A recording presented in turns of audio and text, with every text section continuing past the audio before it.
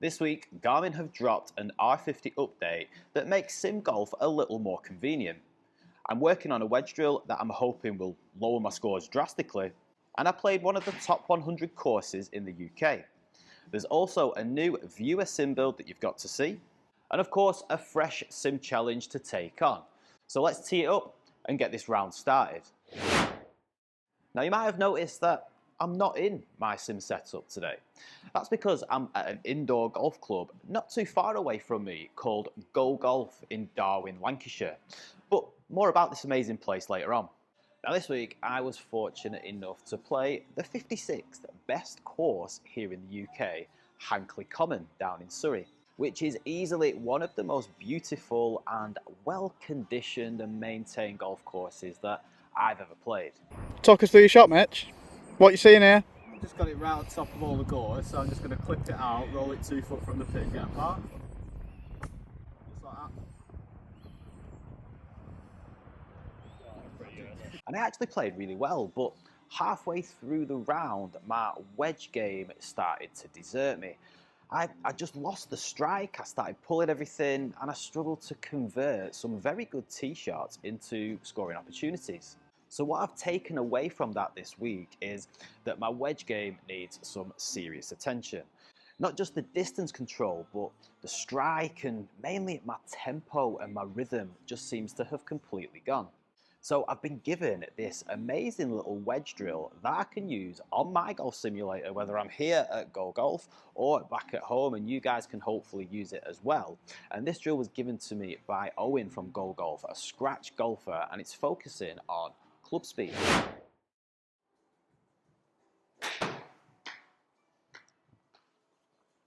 So a couple of weeks ago, I said that I've been working on a wedge drill where I'm trying to hit a carry distance within 3 yards either side. So at the moment, I've got my 56 degree and I'm trying to hit a 50-yard wedge shot. And I'm trying to get it either between 47 yards and 53 yards. Now, as you can see, I've also got my club speed as well as the carry distance up on the TrackMan screen.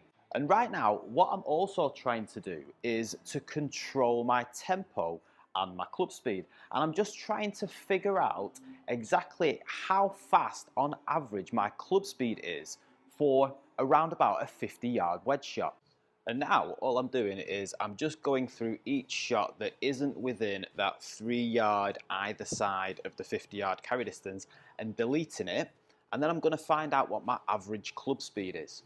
So I've just hit a number of shots, and as you can see, out of all those shots, these are my average carry distances and my average club speed. Like I say, I got rid of any of the ones that were outside of that 3 yard either side dispersion. And as you can see, my average club speed for a 50-yard shot is 52.6 miles per hour.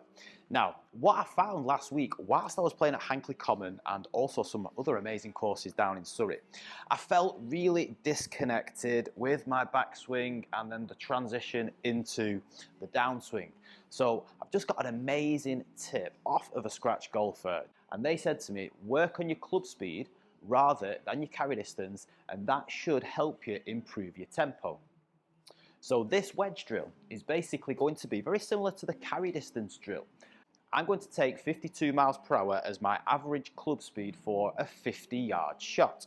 And what I'm going to do, I'm just going to work on trying to control my club speed and keep my tempo at least 3 miles per hour either side of that, okay? Now, depending on the level of golfer that you are, you might want to make that a bit of a smaller dispersion, but me being a 8 handicap golfer, I'm happy to just work in between those 3 mile per hour parameters. So let's see if I can hit my next wedge shot within that parameter. 52.9, perfect, Mitch. So obviously I'm using this on the TrackMan software, but whatever launch monitor software you have, whether it's GS Pro or anything else, as long as the launch monitor measures club speed, you can work on this drill. So you can then repeat this process for a 60-yard shot, a 70-yard shot, and work your way up as far as you'd like to go.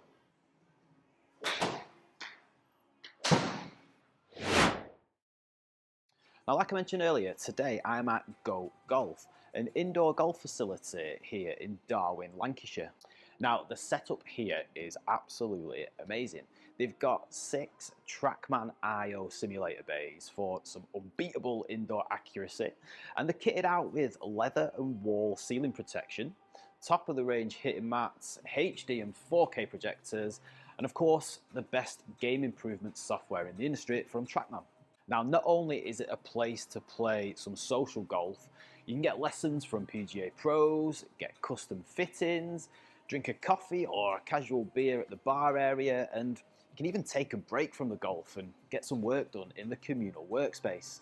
Now, what I like about this place is they've got membership options that actually work out the same price by the hour as a bucket of range balls down at your local driving range. So you can join as a member, or you can just turn up and play by the hour. And they've already started to build an amazing community of serious golfers that play here regularly. But one massive bonus of a place like this as an indoor golf facility is that rather than going to the driving range and using those crappy, horrible range balls to get your feedback, Go Golf actually provide you with some Pro V1s to use, and obviously you're going to get some amazing feedback and data all about your swing, whether it's ball data or club data. You've got impact video, you can film your swing whilst you're playing and hook it up to TrackMan. It's absolutely perfect for helping you improve your golf game. So I'd like to thank Owen and the rest of the guys at Go Golf for allowing me to come down here and film at this amazing indoor golf facility today. If you're interested, then I'm going to put a link to their website in the description below this video so you can find out more about where they are and their memberships and everything else to do with Go Golf. So this week I've been down to Golf Swing Systems in Surrey to make some amazing new content. Specifically, I've been looking at the new SkyTrack courses that are basically TrackMan courses and Foresight courses that you can now play on the SkyTrack software itself. I have to admit, I was very impressed by it, and I went there quite reluctant and apprehensive about what it was going to be like. But yeah, on the whole, very impressive. So that content's going to be coming out pretty soon. I also went to test out and have a go on the brand new Unicore Game Day software. And again, another amazing piece of software I was really impressed by. But the main bit of content that I wanted to make down there was a video titled, "If I had £5,000 to spend on a launch monitor for my home golf simulator, which one would I choose?" So Alex and I went through the pros and the cons of each of these launch monitors that are valued between £1,000 and £5,000, breaking down what's good about them, what's not so good about them, and also which one we would choose. It's quite interesting actually because we both chose different launch monitors. Now then, just found out today actually that one of the launch monitors in that £1,000 to £5,000 range, the Garmin R50, just dropped a brand new update, and it seems quite promising.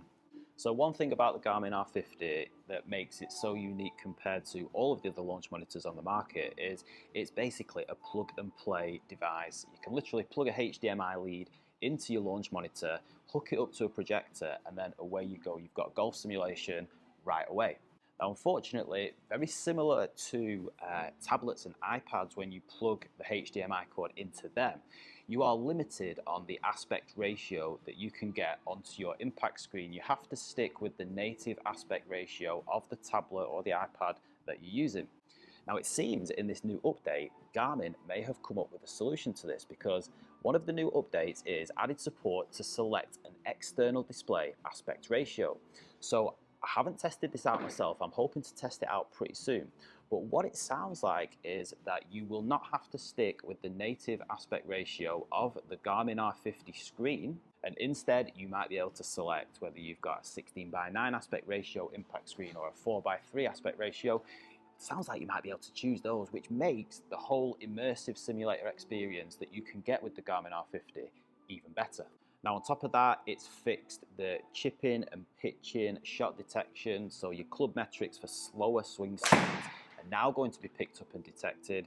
It's improved the consistency of all of its club data measurements, and it's had some amazing new additions to the Home Tee Hero software, including the order of play mode, so that you can either play the hole out all by yourself one at a time and then the next player can play, or you can take it in turns. So it seems like Garmin are really upping their game. Like most brand new launch monitors do, it does take them a little bit of time to start figuring out these bugs and improving their software. So hopefully this is a step in the right direction for the already amazing Garmin R50.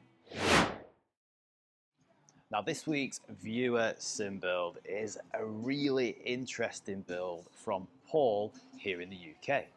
Now, like many of us in the UK, Paul struggled with getting the required height to keep it inside planning permission, because in the UK we do struggle for space and room and height in garages and other rooms inside the house, so putting a golf simulator in there can be quite difficult. So what Paul decided to do was, after checking all the planning permissions and the height restrictions in the UK, he dug out loads of his garden to build a garden room or a shed to house his golf simulator. Now Paul's room is just short of 3.5 meters wide by just over 5.5 meters long. And by digging out the base, then he's been able to get the required height to be able to swing all of the clubs inside his golf sim. Now he started off with a SkyTrack launch monitor and has recently upgraded to the stunning Unicore iMini Lite. He's using GS Pro as his main virtual course software. He's got a True Strike MK7 golf mat.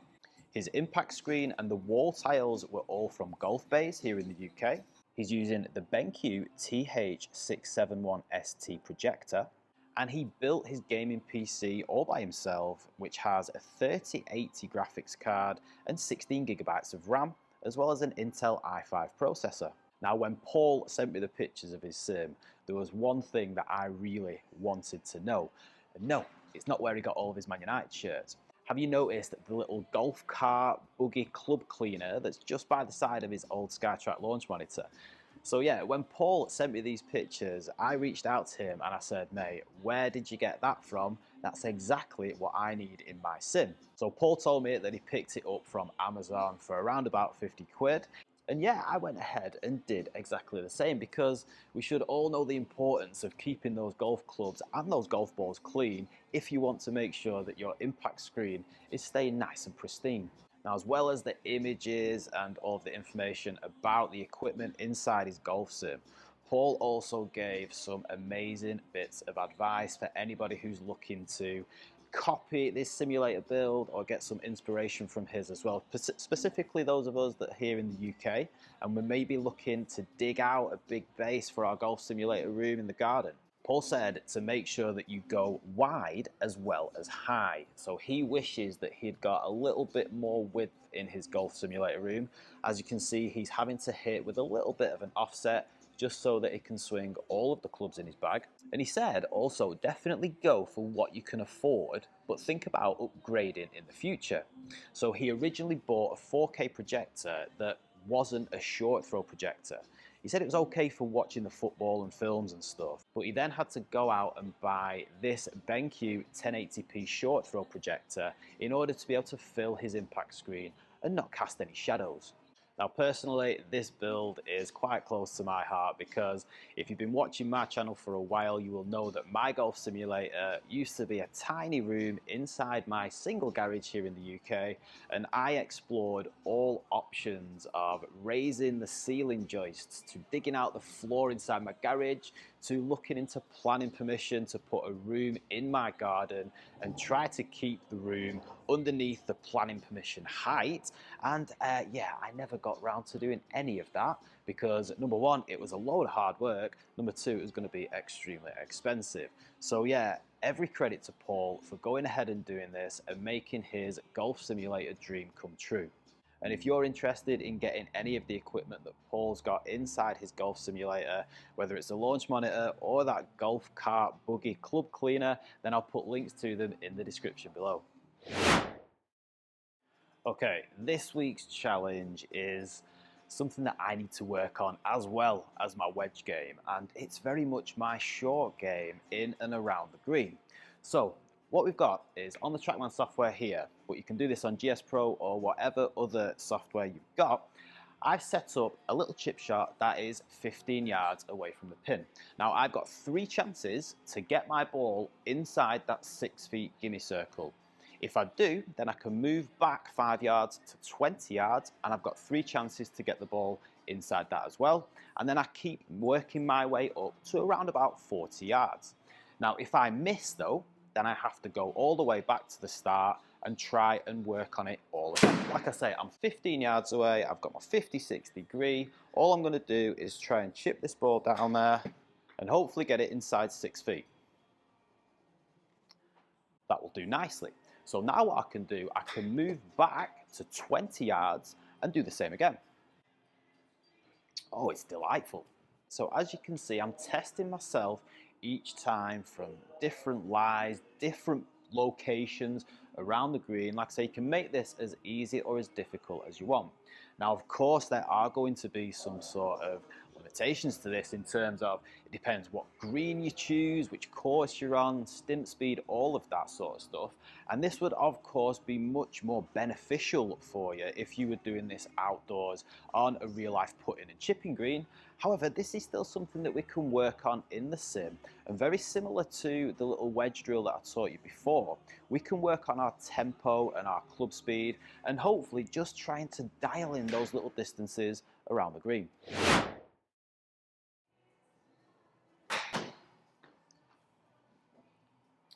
If you've enjoyed this video, then be sure to give it a like, and if you're new to the channel, my name's Mitch, and head over to Handicap Golf and subscribe for more golf simulator related content, and hopefully I'll see you in this video that's on the screen next.